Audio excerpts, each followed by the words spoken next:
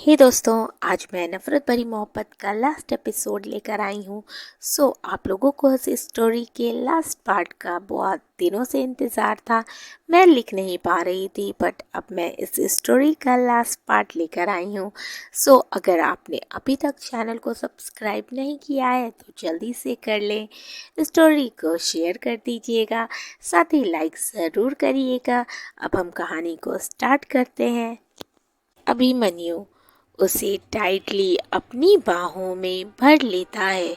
Please sorry मत बोलो जान, मैं तुमसे नाराज़ नहीं हूँ। बहुत प्यार करता हूँ मैं तुमसे, इसीलिए खोने से डरता हूँ। एक बार खो चुका हूँ तुम्हें, अब दोबारा मुझ में हिम्मत नहीं है तुम्हें खोने की।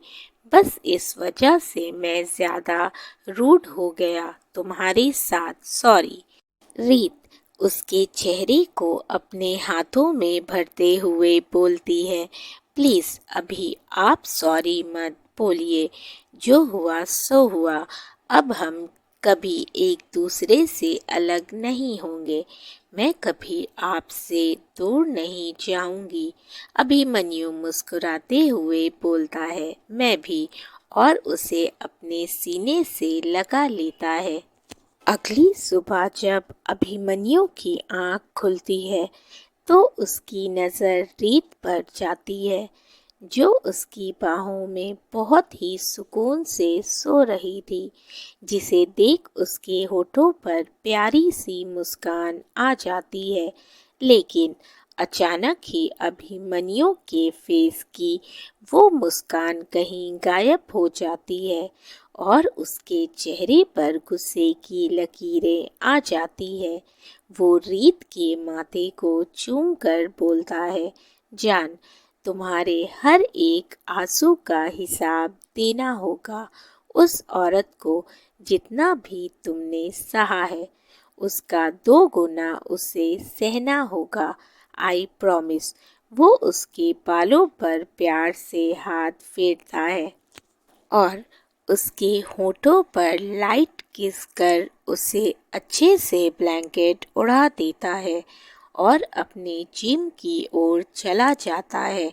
कुछ देर बाद जब अभिमन्यु जिम से वापस आता है तो देखता है रीत ड्रेसिंग टेबल के सामने खड़ी अपने गीले बालों को सुखा रही थी। उसने आज ऑलिव ग्रीन कलर की शिफॉन की साड़ी पहनी थी, जिसमें वो बहुत ही गॉर्जियस लग रही होती है। अभिमन्यु उसे पीछे से अपनी बाहों में भर लेता है और उसके कंधे पर अपनी ठुड्डी टिका कर बोलता है, जान, आज तो तुम पर से नजर ही नहीं हट रही, कहीं मेरी नजर ही ना लग जाए तुम्हें। रीत उसी तरह अभिमन्यु की बाहों में ही बोलती है, आप भी कैसी बातें करते हैं अभी, भला अपनों की भी नजर किसी को लगती है। अभिमन्यु प्यार से उसका चेहरा अपने सामने करता है और उसके माथे को चूम कर बोलता है, प्रीत, थैंक यू मेरी लाइफ में आने के लिए, मेरी ज़िंदगी को खुशियों से भरने के लिए। मैं भगवान का जितना भी शुक्र करूं वो कम होगा कि उन्होंने तुम्हें मेरी लाइफ में भेजा। थैंक यू फॉर एवरीथिंग रीत। भगवान ने दोबारा तुम्हें मेरी लाइफ में भेजकर मुझे दुनिया की हर खुशी दे दी है। रीत उसके चेहरे को हाथों में भरकर बोलती है, अभी अगर आप सुबह सुबह इतनी सेंटी बातें करेंगे तो मैं अपने आंसू रोक नहीं पाऊंगी और आप मुझे फिर से रोने के लिए ताने देंगे। दोनों एक दूसरे की आंखों में खोए हुए थे। अभिमन्यु शरारत से बोलता है, वैसे इतनी तारीफ के बाद तो कुछ मीठा बनता है, और रीत की तरफ झुकता है। रीत उसे धक्का देती हुई खुद से दूर कर बोलती है, अभी आप पहले फ्रेश हो जाएं। मैं आपको नाश्ते में खूब सारा मीठा परोस दूंगी। तो बताइए, क्या खाना पसंद करेंगे, गुलाब जामुन या खीर? अभिमन्यु रीत को घूर कर देखते हुए बोलता है, मुझे जो चाहिए मैं खुद ले लूँगा। और रीत के होठों की ओर बढ़ता है। तभी दरवाजे पर कोई नॉक करता है। रीत अभिमन्यु को खुद से दूर कर दरवाज़ा खोलने चली जाती है और अभिमन्यु चिढ़कर बाथरूम में चला जाता है। रीत दरवाज़ा खोलती है तो सामने पूर्वी खड़ी होती है।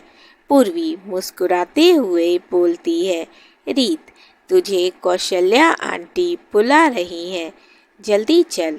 तब रीत उसके साथ चली जाती है। अभिमन्यु जब नहाकर आता है तो देखता है रीत रूम में नहीं है। वो समझ जाता है कि रीत नीचे जा चुकी है। वो भी रेडी होकर नीचे डाइनिंग हॉल में आता है। सभी बैठे नाश्ता कर रहे थे। रीत और पूर्वी सभी को नाश्ता परोस रही थी। मृणालिनी गुस्से से तमतमाते हुए अंदर आती है। रितेश भी उसके पीछे अंदर आते हैं। मृणालिनी को देख सभी की आंखों में गुस्सा आ जाता है। कौशल्या उसके पास आकर गुस्से से बोलती है, मृणाली, आपकी हिम्मत कैसे हुई यहाँ आने की? मृणाली कौशल्या से बात तुम अपने बेटे अभिमन्यु से पूछो, क्या किया है उसने जो मुझे मजबूरन यहाँ आना पड़ा।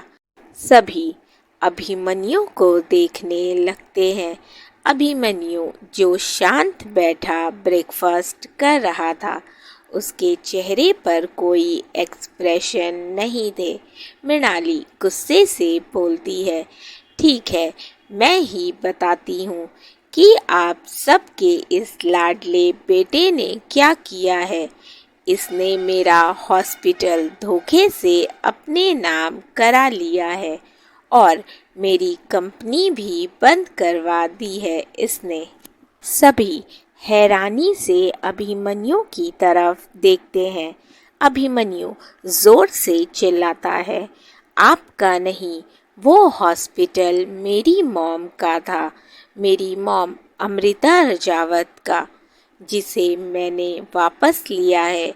और रही बात आपकी कंपनी की, तो ये बात आप भी अच्छे से जानती हैं कि मैंने ऐसा क्यों किया है। आप कंपनी के नाम पर क्या कर रही थी? मृणाली थोड़ा घबराते हुए बोलती है, कहना क्या चाहते हो तुम? क्या काम कर रही थी से क्या मतलब है तुम्हारा? अभिमन्यु एक टेढ़ी मुस्कान के साथ बोलता है, ठीक है, तो मैं ही बता देता हूँ सबको। आप कंपनी के नाम पर इल्लीगल काम कर रही थी। रितेश हैरानी से गुस्से से बोलते हैं, अभिमन्यु, ये क्या बोल रहे हो तुम? मृणाली ऐसी नहीं है, ज़रूर तुम्हें कोई गलत फहमी हुई होगी।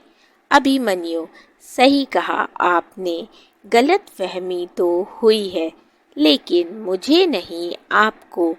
आप हैं गलत फहमी का शिकार जो इस औरत के साथ रिश्ता निभा रहे हैं। मेरी मॉम की जगह देकर बैठे हैं इसे। आपको पता भी है क्या किया है इसने? इस औरत ने मेरी पत्नी को मारने की कोशिश की है, उसे ब्लैकमेल किया है, फ़ायदा उठाया है उसकी मजबूरी का इसने। अभिमन्यु एक फाइल रितेश के हाथ में पकड़ा कर बोलता है, पता है, मुझे आपको मेरी बातों पर भरोसा नहीं होगा, इसीलिए खुद पढ़ लीजिए अपनी पत्नी की काली करतूतें। रितेश एक नज़र रीत को देखते हैं, फिर फाइल पढ़ना शुरू करते हैं। वो पूरी फाइल पढ़ते हैं तो उनके चेहरे पर गुस्से की लकीरें उभर आती हैं। रितेश मृणाली की तरफ देखकर गुस्से से बोलते हैं, मृणाली ये सब क्या है? तुमने इस लड़की को मारने की कोशिश की, इसकी दोस्त का एक्सीडेंट कराया, क्यों क्यों किया तुमने ऐसा? मृणाली घबराते हुए बोलती है, रितेश मैं तो बस अभिमन्यु का भला चाह रही थी। रितेश मृणाली तुम ऐसा कैसे कर सकती हो? मानता हूँ तुम्हें ये लड़की नहीं पसंद, लेकिन इसका मतलब ये नहीं कि तुम इसे मारने की कोशिश करो। तुम्हें पता भी है वो बुलेट अभिमन्यु को भी लग सकती थी, इस लड़की की जान जा सकती थी। मुझे तुमसे ऐसी उम्मीद नहीं थी। मृणाली रीत को घूरने लगती है। अभिमन्यु रीत के पास जाता है और उसका हाथ पकड़कर मृणाली की आंखों में देखते हुए गुस्से से बोलता है, नजरें नीचे कीजिए, जिसे आप घूर रही हैं वो मेरी बीवी है और मैं हरगिज़ बर्दाश्त नहीं करूँगा कि कोई मेरी बीवी को घूरे या उसे परेशान करे। वो रितेश की तरफ देखकर बोलता है, अब इस औरत को जेल जाने से आप तो क्या, कोई भी नहीं बचा सकता। मृणाली एकदम घबरा जाती है। रितेश कुछ बोलते उससे पहले किसी की आवाज़ आती है, सिर्फ जेल नहीं, फांसी के फंदे पर लटकेगी ये औरत। सभी उस दिशा में देखते हैं जहाँ से आवाज़ आई थी। वहाँ एक अधेड़ उम्र के आदमी खड़े थे जिन्होंने ब्लैक कोट पैंट पहन रखा था, हाथ में सिल्वर चेन रिस्ट वॉच, पैर में ब्लैक चमचमाते शूज़ और चेहरे पर तेज लिए खड़े थे। उनके साथ एक लड़की भी थी जो रीत और पूर्वी की हमर उम्र ही थी। गोरा रंग, तीखे नैन नक्श, बड़ी बड़ी आंखें, कर्ली हेयर जिसका उसने ऊंचा पोनीटेल बनाया हुआ था और कुछ हल्की लटें उसके चेहरे पर आ रही थीं। उसने ब्लू जीन्स और वाइट कुर्ती पर प्रिंटेड स्कार्फ डाला हुआ था, पैरों में हील्स, वो काफ़ी सुंदर लग रही थी। उन दोनों को देखकर सभी हैरान होते हैं। रितेश के मुंह से निकलता है, मिस्टर प्रताप वर्मा। रीत उस आदमी को पहचानने की कोशिश कर रही थी। वो नाम सुनकर हैरानी से बोलती है, प्रताप अंकल। वो आदमी और लड़की अंदर आते हैं। वो आदमी मुस्कुराते हुए बोलता है, हाँ बेटा, प्रताप अंकल। अभिमन्यु, रीत क्या तुम इन्हें जानती हो? ये तो एक फेमस बिजनेसमैन है, मिस्टर प्रताप वर्मा। रीत, बिजनेसमैन का तो मुझे नहीं पता, लेकिन ये मेरे प्रताप अंकल हैं, मेरे पापा के बचपन के दोस्त। लेकिन माँ पापा के जाने के बाद अंकल भी चले गए थे। बचपन के बाद मैं आज देख रही हूँ अंकल को। वो थोड़ी नाराज़गी से बोलती है। प्रताप की आंखें भर आती है।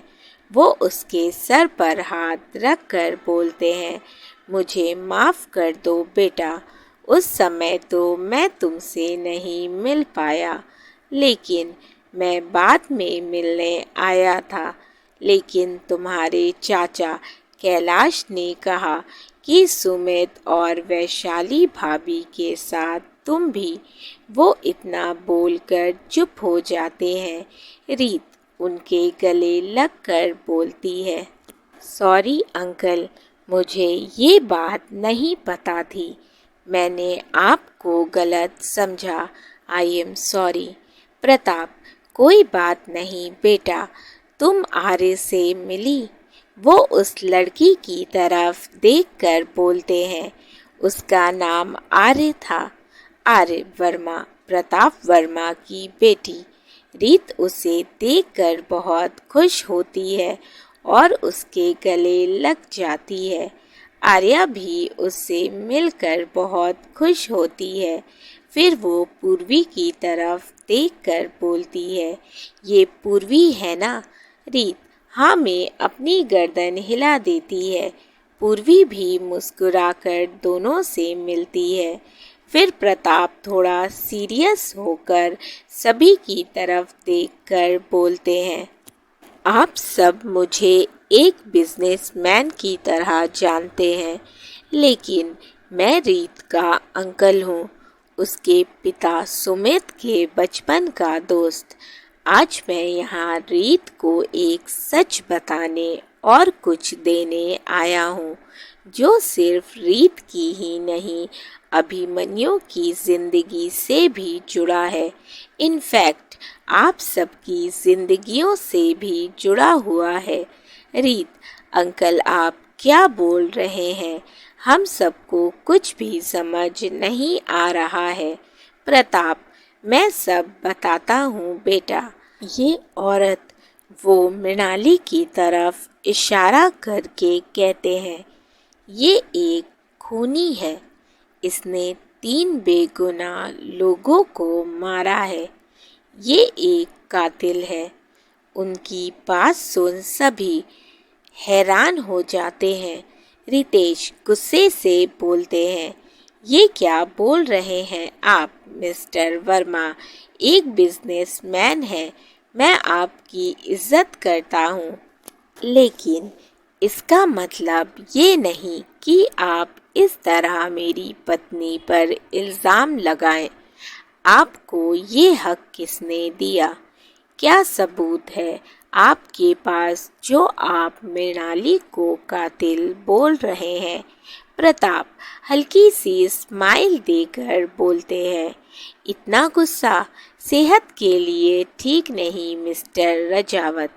अभी आपको पूरा सच नहीं पता है, और रही बात सबूत की तो वो मेरे पास है।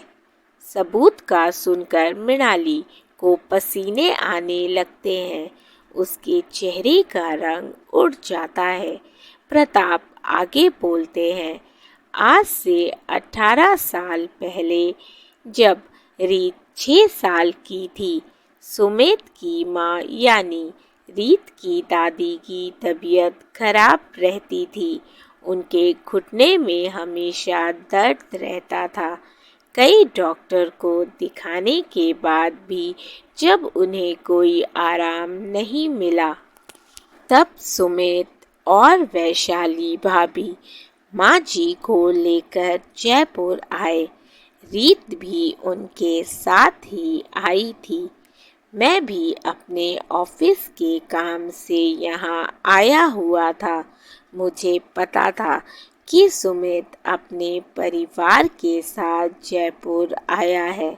मैं एक रेस्टोरेंट से निकल रहा था, तब मुझे सुमित मिला। वो काफ़ी घबराया हुआ था।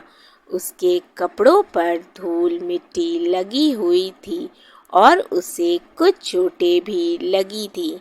मैंने उसे देखकर उससे पूछा कि उसकी ऐसी हालत कैसे हुई और वो इतना घबराया हुआ क्यों है। रीत, भाभी और माँ जी कहाँ हैं? उसने मुझे एक एनवेलप देकर बस इतना ही कहा कि मैं रीत को उसके नाना जी के घर छोड़ दूं और वो एनवेलप भी उन्हें दे दूं। मैंने उससे पूछा कि उस एनवेलप में क्या है, और वो और वैशाली भाभी नहीं जा रहे क्या?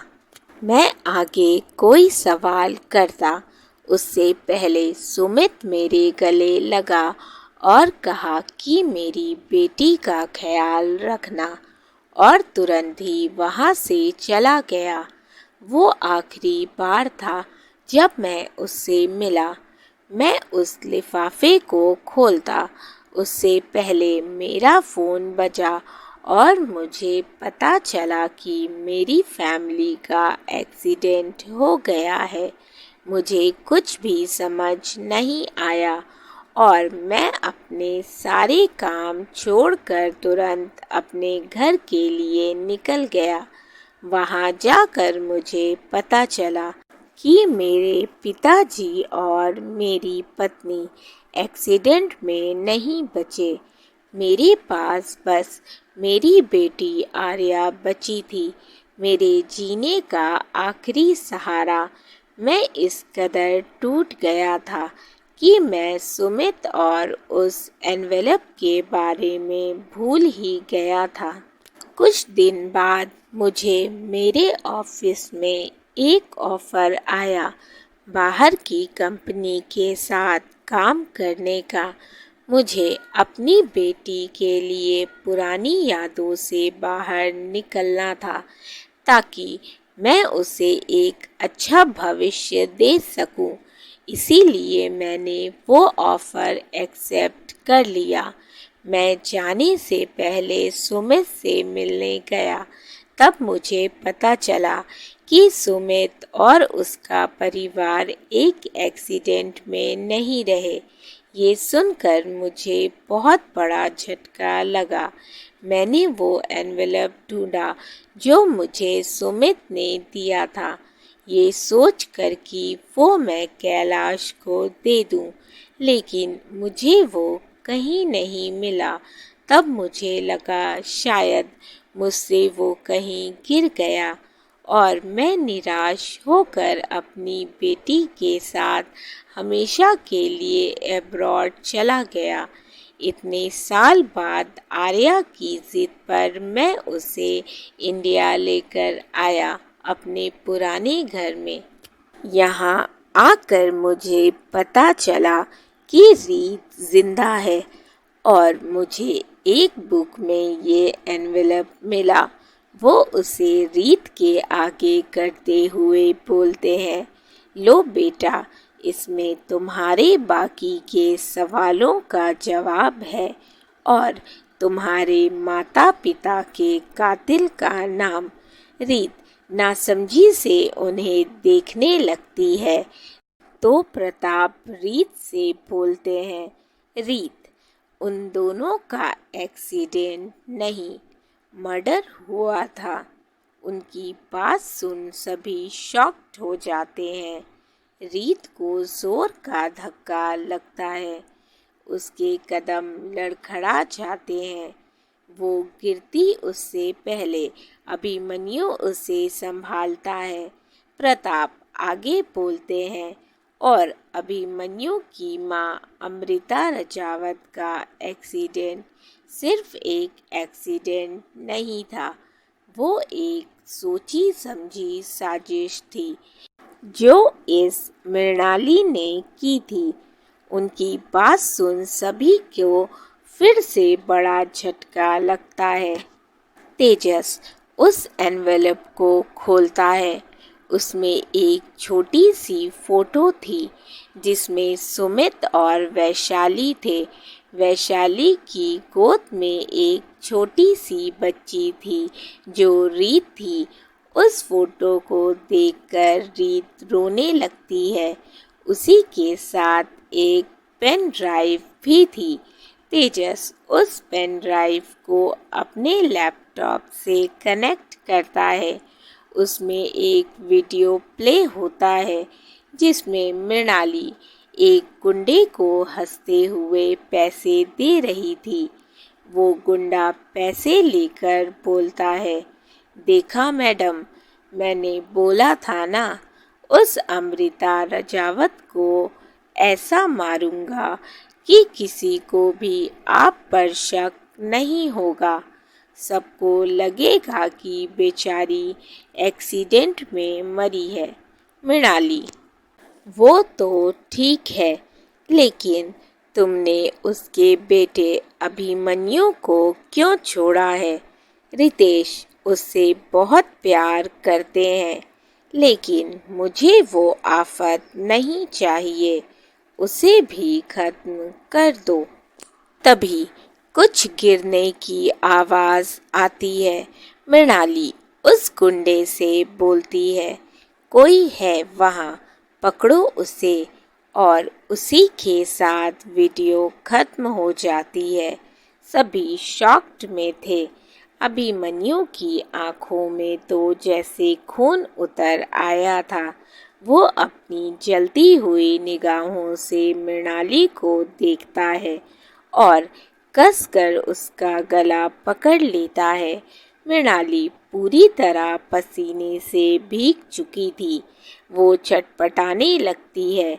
अभिमन्यु गुस्से से दांत पीसते हुए बोलता है, तूने मेरी मॉम को मारा, तूने उनका एक्सीडेंट करवाया। बोल, क्यों किया ऐसा? क्या बिगाड़ा था मेरी मॉम ने तेरा? बोल। उसकी पकड़ मृणाली की गर्दन पर कसती जा रही थी। मृणाली की सांसें अटकने लगी थीं। तेजस और अभय दोनों मृणाली को छुड़ाने की कोशिश कर रहे थे, लेकिन अभिमन्यु की पकड़ बहुत मजबूत थी। सभी मिलकर उसे अभिमन्यु की पकड़ से छुड़ाते हैं। तेजस, अभिमन्यु तू उसे सजा देकर अपने हाथ क्यों गंदे कर रहा है? इसे इसके किए की सजा कानून देगा। वो मृणाली की तरफ देखकर बोलता है, जो अपनी गर्दन पर हाथ रख जोर जोर से सांसें ले रही थी। रितेश मृणाली को जोर से एक थप्पड़ खींचकर मारते हैं और बोलते हैं, तुम इतनी घटिया होगी, मैंने कभी सोचा नहीं था। तुमने मेरी अमृता को मारा। वैशाली जोर से चिल्लाकर बोलती है, हाँ, मारा मैंने उस अमृता को और उस वैशाली सुमित को भी। लेकिन मेरी दुश्मनी सिर्फ अमृता से थी, वैशाली और उसके पति से नहीं। भले ही मैं उस वैशाली को पसंद नहीं करती थी, लेकिन मेरी उससे ऐसी कोई दुश्मनी नहीं थी कि मैं उसकी जान लूं। तो तुमने उन्हें क्यों मारा? रीत जोर से चिल्लाकर बोलती है। मृणाली, क्योंकि वो दोनों मुझे जेल भेजने वाले थे। पता चल गया था उन्हें कि अमृता को मैंने मारा है और उस अभिमन्यु को मारने वाली हूँ। वो ये बात सबको बताने वाले थे, इसीलिए मुझे मजबूरन उन्हें मारना पड़ा। और अमृता को मैंने इसीलिए मारा क्योंकि नफरत करती थी मैं उससे। उसने मेरे रितेश को मुझसे छीन लिया था। मैंने हमेशा से बस रितेश को चाहा, उन्हीं से प्यार किया। लेकिन रितेश ने क्या किया? मुझे हमेशा बस अपनी अच्छी दोस्त मानते रहे, कभी मेरी फीलिंग्स जानने की कोशिश नहीं की। मैं मॉम डैड के साथ अमेरिका क्या गई? उन्होंने उस अमृता से शादी कर ली। एक बार भी मेरे बारे में नहीं सोचा। मेरा क्या? हाँ, मेरे प्यार का क्या? वो रितेश और बाकी सभी की तरफ देखकर बोलती है। तब मैंने ठान लिया कि मैं अपना प्यार वापस लेकर रहूंगी। मैंने रितेश की कंपनी के साथ पार्टनरशिप की और हमेशा रितेश के आसपास रहने लगी। मैंने उन दोनों में गलतफहमियां पैदा की, ये सोचकर कि अमृता रितेश को छोड़कर चली जाएगी, लेकिन ऐसा नहीं हुआ। तब मुझे उसे रास्ते से हटाना पड़ा। मैं तो इस अभिमन्यु को भी रास्ते से हटाने वाली थी, लेकिन किस्मत अच्छी थी इसकी जो कौशल्या इसे अपने साथ इस घर में ले आई। सुमित के भाई कैलाश को भी मैंने ही पैसे देकर सबसे झूठ बोलने को कहा था कि उन दोनों की बेटी भी उनके साथ ही मर ताकि मेरा राज हमेशा राज रहे। और मैं अपने प्लान में कामयाब भी हो गई थी। किसी को नहीं पता था कि वैशाली की बेटी जिंदा है। रीत खींच के एक थप्पड़ मृणाली को मारती है और गुस्से से बोलती है, कैसे कर सकती हो तुम ऐसा? तुमने उन्हें मार दिया। तुम किसी की जान कैसे ले सकती हो? बोलो, जवाब दो। वो रोते हुए चिल्लाकर बोलती है। पूर्वी उसे संभालती है। रूही और वैभव दोनों अंदर आते हैं। उनके साथ पुलिस भी थी। रूही मृणाली के पास आकर बोलती है, कैसी इंसान हैं आप? नफरत हो रही है मुझे खुद से कि मैं आपकी बेटी हूँ। आप जैसा घटिया इंसान मैंने आज तक नहीं देखा। आप एक बहुत बुरी इंसान है। मैं भगवान जी से हमेशा प्रे करूँगी कि आप जैसी माँ किसी को ना मिले। मृणाली रोते हुए बोलती है, बेटा ऐसा मत कहो। मैं तुम दोनों से और रितेश से बहुत प्यार करती हूँ। वैभव गुस्से से बोलता है, नहीं चाहिए हमें आपका ऐसा प्यार। ये आपका प्यार नहीं, आपकी जिद थी। अगर आप पापा से प्यार करती होती तो उनकी खुशी में खुश होती और उन्हें भूलकर आगे बढ़ती। इस तरह अमृता माँ को मारकर उनकी जगह ना लेती। मृणाली, नहीं, ये झूठ है। रितेश, आप मेरी जिद नहीं थे। मैं सच में आपसे प्यार करती थी। वो रितेश की तरफ देखकर बोलती है, रितेश मत लो मेरा नाम अपनी गंदी जबान से। मैं तो खुद से नजरें मिलाने के काबिल भी नहीं रहा कि तुम जैसी औरत से शादी की, उसे अपनी पत्नी बनाया। तुम्हारी बातों में आकर अपने बेटे को खुद से दूर कर दिया। तुम तो एक औरत कहलाने के लायक भी नहीं हो। इंस्पेक्टर साहब, ले जाइए इसे यहाँ से। मैं इसकी शक्ल भी नहीं देखना चाहता। ले जाइए प्लीज़। पुलिस मृणाली को वहाँ से ले जाती है।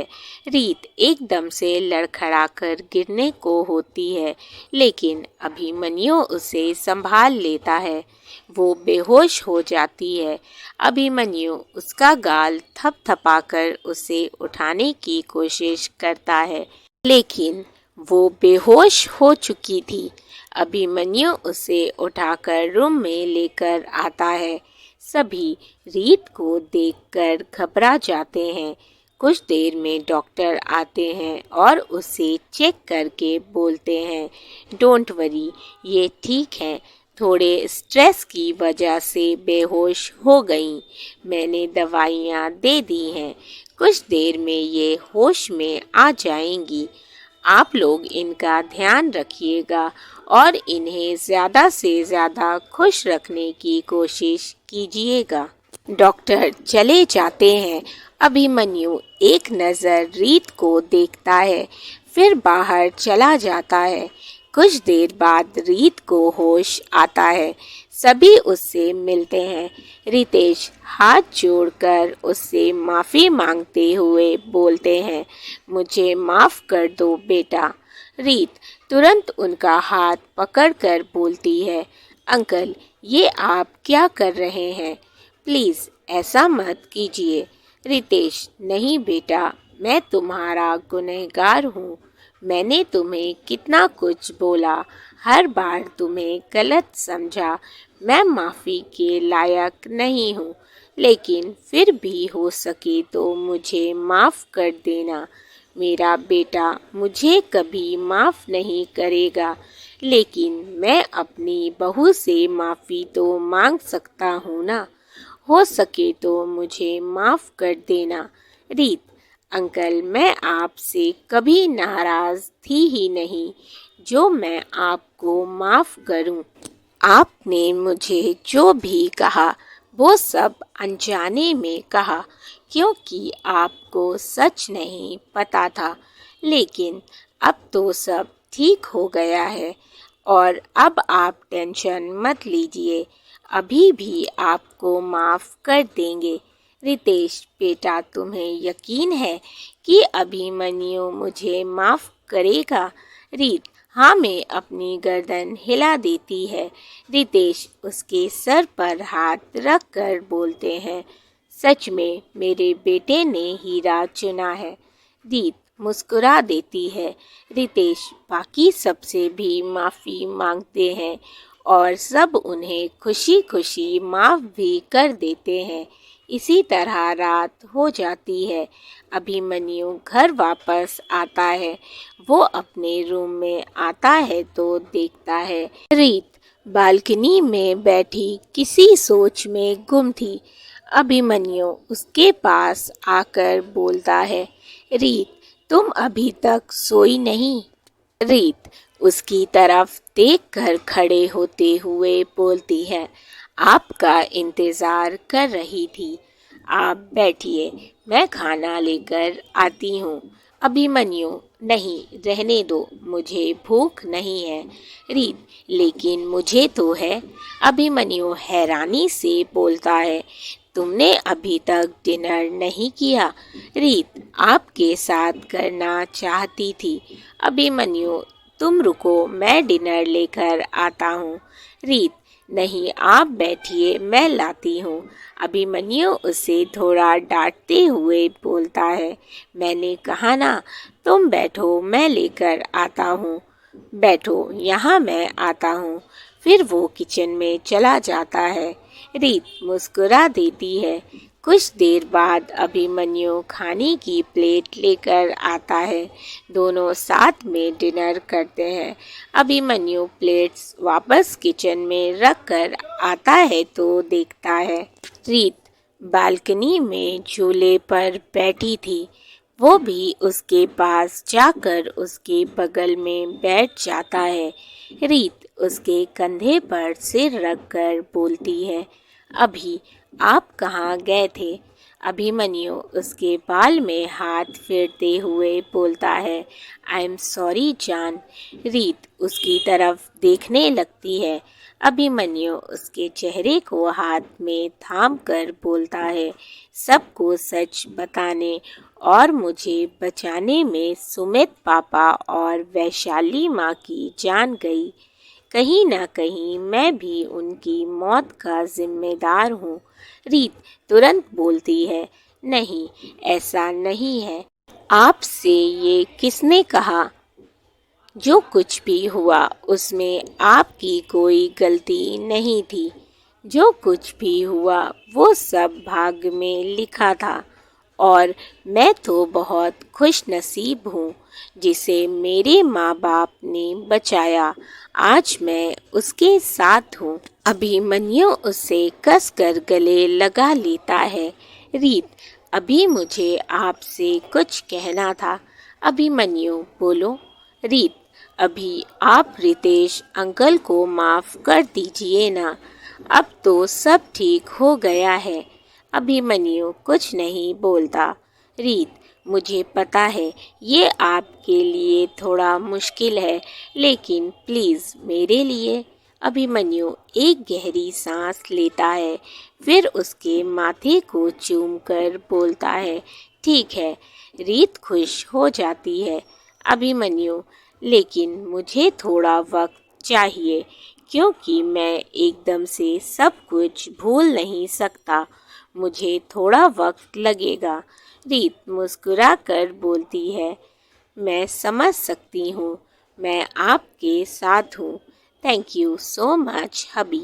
अभिमन्यु मुस्कुरा कर उसे बाहों में भर लेता है। और उसके होठों पर अपने होठ रख देता है। कुछ देर बाद अभिमन्यु उससे अलग होता है और प्यार से उसे देखने लगता है। रीत अपनी नज़रें उठाकर उसे देखती है, फिर शर्मा कर अपनी पलकें झुका लेती है। उसकी इस अदा पर अभिमन्यु मुस्कुरा देता है और उसे गोद में उठाकर रूम में लेकर आता है और बेड पर लेटा देता है। दोनों अपनी प्यार की दुनिया में खो जाते हैं। अगली सुबह रीत अभिमन्यु को उठाते हुए बोलती है, अभी उठिए, आज आपको ऑफिस नहीं जाना, लेट हो जाएगा। अभिमन्यु उसे बाहों में लेते हुए बोलता है, जी नहीं, आज का पूरा दिन मेरी खूबसूरत वाइफ और फैमिली का है। रीत खुश होकर बोलती है, सच? आज आप पूरा दिन घर पर रहेंगे? अभिमन्यु, किसने कहा कि मैं आज पूरा दिन घर पर रहूंगा? रीत मुंह बनाकर बोलती है, अभी आपने ही तो कहा कि आज आप ऑफिस नहीं जाएंगे। अभिमन्यु, हाँ, मैं ऑफिस नहीं जाऊंगा, लेकिन घर पर भी नहीं रहूंगा, क्योंकि आज हम सब लोग बाहर घूमने जाने वाले हैं। रीत खुश होकर उसके गालों पर किसकर बोलती है, सच? मैं नीचे सबको बता देती हूँ, और तुरंत रूम से बाहर चली जाती है। अभिमन्यु मुस्कुराकर बोलता है, तुम्हारे चेहरे की चमक मैं कभी फीकी नहीं पड़ने दूंगा जान। पिकनिक का सुनकर सभी बहुत खुश होते हैं। अभिमन्यु प्रताप और आर्या को भी बुलाता है। रितेश, रूही, वैभव, अभय का परिवार भी था। सभी बहुत खुश थे। सभी पिकनिक मनाने एक बहुत ही खूबसूरत पार्क में आते हैं। पार्क बहुत ही खूबसूरत और बड़ा था। दूर तक मखमल जैसी घास फैली हुई थी। पूरा पार्क रंग बिरंगे फूलों से भरा हुआ था। अभिमन्यु ने सभी की सिक्योरिटी काफ़ी टाइट रखी थी, जिस वजह से वहाँ उन सभी के अलावा और कोई नहीं था। रूही, वैभव, पूर्वी, तेजस सभी साथ में खूब मस्ती कर रहे थे। आर्या भी उनके साथ मस्ती कर रही थी और हंस रही थी। अभय उसे देखकर मुस्कुरा रहा था। आर्या की नज़रें जब उससे टकराती हैं तो वह तुरंत अपनी नज़रें झुकाकर मुस्कुरा देती है, क्योंकि उसे अभय पसंद आ गया था। वो सभी से नज़रें बचाकर उसे देख रही थी। तेजस पूर्वी का हाथ पकड़कर उसे एक किनारे लेकर आता है और उसे प्यार से बाहों में लेते हुए बोलता है, सबके साथ तुम इतनी बिजी हो गई कि अपने होने वाले पति को भूल ही गई। पूर्वी मुंह बनाकर बोलती है, हाँ तो आप भी तो मुझे भूल गए थे, अब याद आई आपको मेरी। तेजस उसका चेहरा ऊपर करते हुए बोलता है, अच्छा तो मेरी जंगली बिल्ली मुझसे नाराज है। पूर्वी मुंह फुलाकर बोलती है, आपने मुझे जंगली बिल्ली कहा, अब मैं आपसे हरगिज बात नहीं करने वाली। दूर हटिए मुझसे और छोड़िए मेरा हाथ। तेजस हंसते हुए बोलता है, अरे बाप रे, इतना गुस्सा? अच्छा जान, मेरी बात तो सुनो। तुम जंगली बिल्ली हो, लेकिन सिर्फ मेरी, सिर्फ और सिर्फ मेरी। तेजस हल्के से पूर्वी की नाक खींचकर बोलता है, मेरी छोटी सी प्यारी सी क्यूट सी जंगली बिल्ली, और मुस्कुरा देता है। पूर्वी मुस्कुरा कर बोलती है, हाँ तो अब तैयार हो जाइए इस जंगली बिल्ली को झेलने के लिए। तेजस उसके माथे को चूमकर बोलता है, जान मैं तो कब से तैयार हूँ। आई लव यू मेरी जंगली बिल्ली। पूर्वी उसके गले लगकर मुस्कुराते हुए बोलती है, आई लव यू टू मेरे होने वाले पति देव। तेजस उसे कसकर गले लगाकर मुस्कुरा देता है। इधर रीत और अभिमन्यु एक दूसरे का हाथ थामे बैठे थे।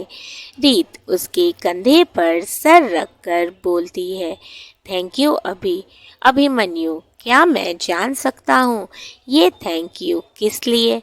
रीत, आपने रितेश अंकल को हम सबके साथ यहाँ आने को कहा, उसके लिए। अभिमन्यु मुस्कुराकर उसका हाथ थाम कर बोलता है, जान, मैं तुम्हारी खुशी के लिए कुछ भी कर सकता हूँ। अगर तुम चाहती हो कि मैं उनके साथ अपने रिश्ते सुधारूं, तो मैं ये ज़रूर करूँगा। और जान, तुमने सही कहा था। मैंने रियलाइज़ किया उन्हें अपनी गलती का एहसास है और वो उस पर शर्मिंदा भी हैं। इसीलिए मुझे लगता है कि उन्हें एक मौका मिलना चाहिए। रीत, अभी मैं बहुत खुश हूँ, आपने बिल्कुल सही फैसला लिया है। अभिमन्यु मुस्कुराकर उसके हाथ को चूम लेता है।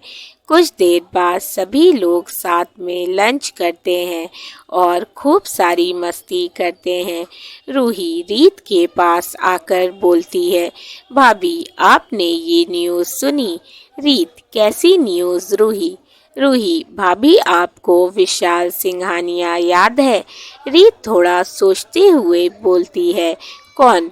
वो जो तुम्हारी बर्थडे पार्टी में हमसे मिला था। तुमने बताया था कि वो तुम्हारी मॉम के दोस्त, क्या नाम था उनका? हाँ, विक्रम सिंघानिया का बेटा है। रूही, हाँ भाभी, वही। आपको पता है, विक्रम अंकल को पुलिस ने अरेस्ट कर लिया। रीत, क्या? पर क्यों? रूही, भाभी, मॉम कंपनी के नाम पर जो इलीगल काम कर रही थी, उसमें विक्रम अंकल भी उनका साथ दे रहे थे। रीत, ओ, और उनका बेटा, उसका क्या हुआ? रूही, उसके बेटे का कुछ पता नहीं है। अभिमन्यु उनके पीछे खड़ा उनकी बातें सुन रहा था। उसके फेस पर डेविल स्माइल थी। उसके साथ तेजस और अभय भी खड़े थे। तेजस, अभिमन्यु, क्या तुझे इस बारे में पता था? क्या तूने उन्हें जेल भिजवाया है? अभिमन्यु बिना किसी एक्सप्रेशन के बोलता है, हाँ। ये सुन तेजस और अभय दोनों हैरान हो जाते हैं। अभय, और विशाल, वो कहाँ है? अभिमन्यु, वहीं जहाँ उसे होना चाहिए। तेजस, क्या मतलब? हम कुछ समझे नहीं। अभिमन्यु, उस विशाल की गंदी नजरें रीत पर थी। वो रीत को चोट पहुंचाकर मुझे बर्बाद करना चाहता था, लेकिन वो शायद ये भूल गया था कि वो अभिमन्यु रजावत से टक्कर ले रहा है। अब वो वही है जहां उसको होना चाहिए। तेजस और अभय दोनों मुस्कुरा देते हैं। तेजस, सच में भाई, तेरा जवाब नहीं। अब वो इंसान रीत तो क्या, किसी भी लड़की के बारे में कुछ भी गलत सोचने से पहले 1000 बार सोचेगा। अभय उसके गले लगकर बोलता है, सच में मेरी बहन को तुझसे अच्छा लाइफ पार्टनर नहीं मिल सकता था। अभिमन्यु रीत को देखकर मुस्कुरा देता है। इसी तरह दिन बीतने लगते हैं और कुछ महीने बीत जाते हैं। तेजस और पूर्वी की शादी भी हो गई थी। दोनों एक दूसरे के साथ बहुत खुश थे और रीत ने घर में नए मेहमान के आने की गुड न्यूज़ भी सबको दे दी थी, जिससे सभी की खुशी दुगनी हो गई थी। अभिमन्यु बहुत खुश था। रीत रूम में बैठी उनकी शादी का एल्बम देख रही थी। उसकी आंखों में आंसू थे। तभी अभिमन्यु रूम में आता है और उसे इस तरह रोता देख तुरंत उसे गले लगाकर बोलता है, जान, क्या हुआ? तुम रो क्यों रही हो? तुम ठीक हो ना? बताओ मुझे। रीत, अभी मैं रो नहीं रही, ये तो खुशी के आंसू हैं। वो अभिमन्यु को एल्बम दिखाती है। अभिमन्यु कुछ बोलने को होता है कि तभी पूर्वी भागती हुई उनके रूम में आ जाती है और उनके बेड पर चढ़ जाती है।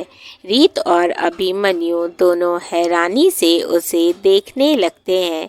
वो कुछ बोलते उससे पहले पीछे से तेजस भी भागते हुए आता है। दोनों को कुछ भी समझ नहीं आ रहा था कि वो दोनों क्या कर रहे हैं। तेजस, पूर्वी मेरी जान, प्लीज वो फोटो मुझे वापस दे दो।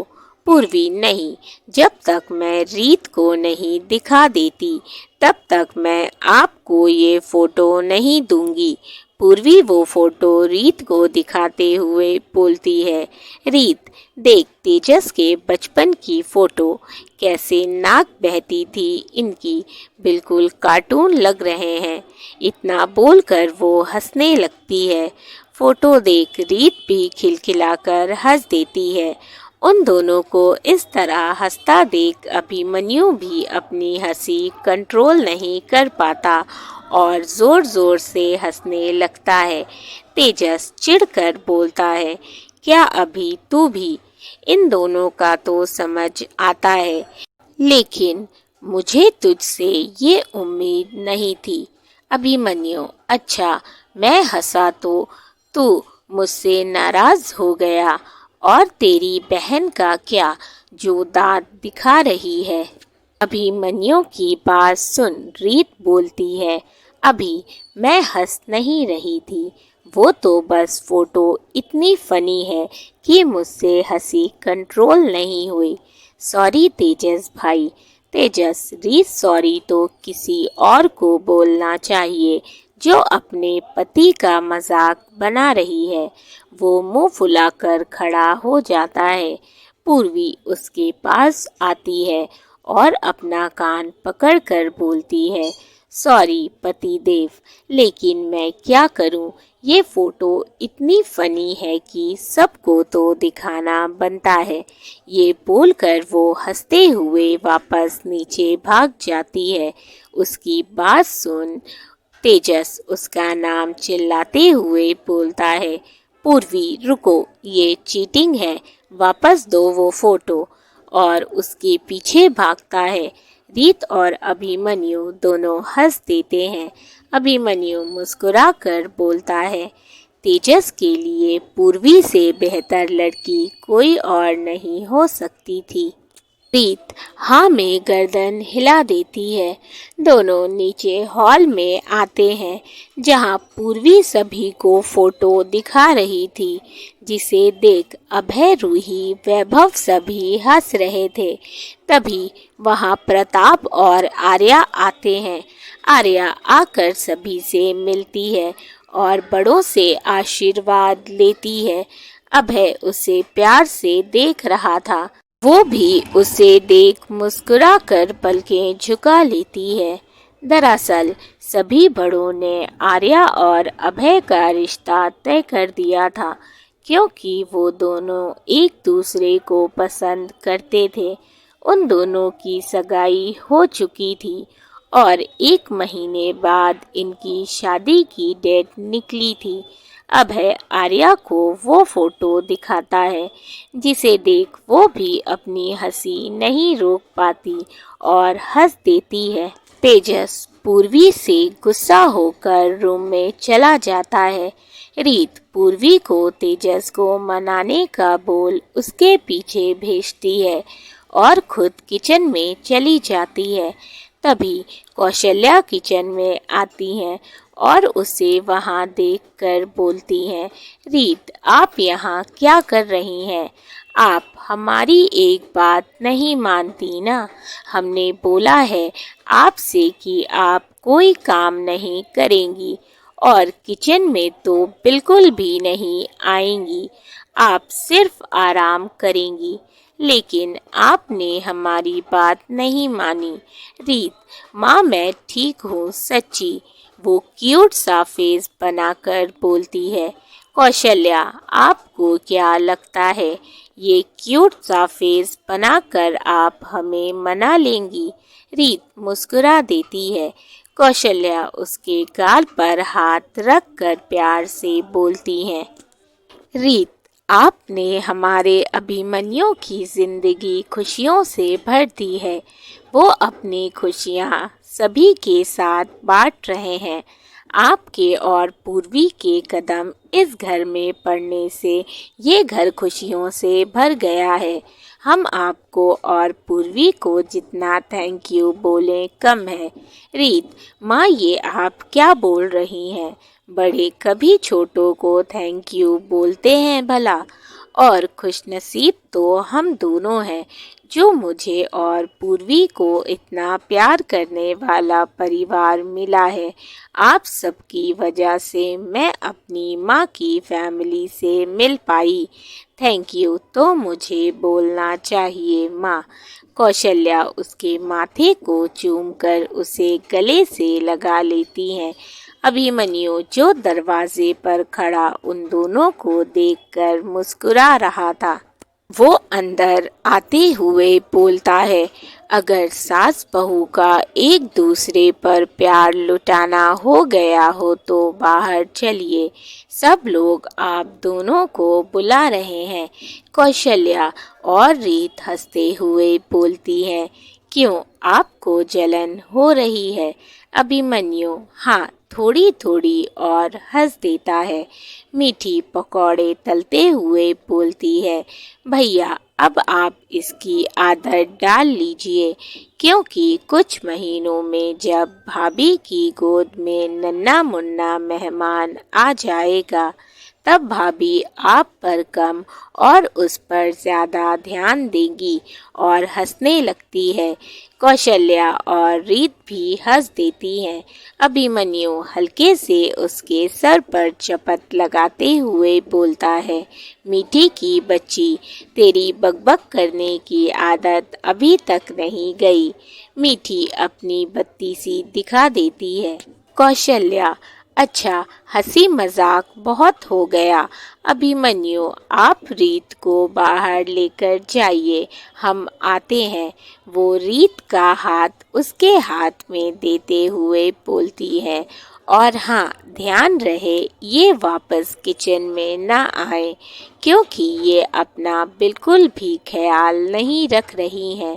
अभिमन्यु मुस्कुरा कर बोलता है, डोंट वरी माँ, मैं इसका हाथ नहीं छोड़ूंगा। कौशल्या हंसते हुए, हाँ बिल्कुल आप ऐसा ही कीजिएगा। अभिमन्यु रीत को सभी के बीच लाकर बैठा देता है और खुद उसका हाथ पकड़कर उसके बगल में बैठ जाता है। रीत धीरे से बोलती है, अभी मेरा हाथ तो छोड़िए। अभिमन्यु मुस्कुराते हुए बोलता है, नहीं, माँ ने बोला है मैं तुम्हारा हाथ ना छोड़ूं, और तुम्हें तो पता है कि मैं उनकी बात कभी नहीं टालता। रीत मुंह बना लेती है। कौशल्या मीठी के साथ वहां आती है।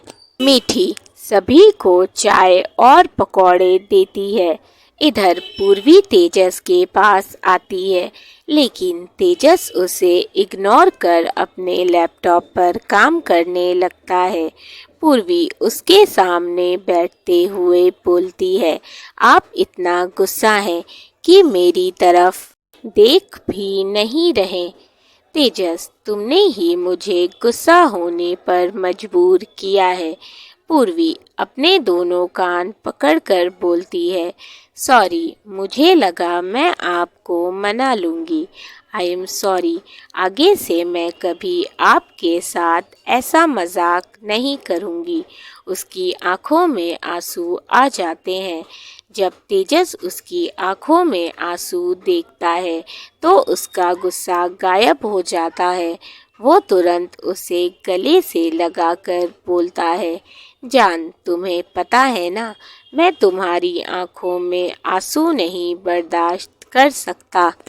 पूर्वी, हाँ तो मैं भी आपकी नाराज़गी बर्दाश्त नहीं कर सकती। तेजस, ओके, अब मैं नाराज़ नहीं होऊंगा।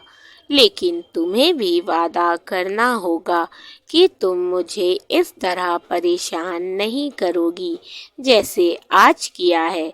पूर्वी क्यूट सी स्माइल के साथ बोलती है। ओके। तेजस उसके गालों को चूम लेता है। पूर्वी शर्मा कर बोलती है, अब हमें नीचे चलना चाहिए, सब हमारा वेट कर रहे होंगे। तेजस उसका हाथ थामे नीचे आ जाता है। रात में अभिमन्यु अपना कॉल अटेंड करके रूम में आता है तो देखता है रीत बेड पर हेडबोर्ड से टेक लगाए आंखें बंद किए बैठी थी।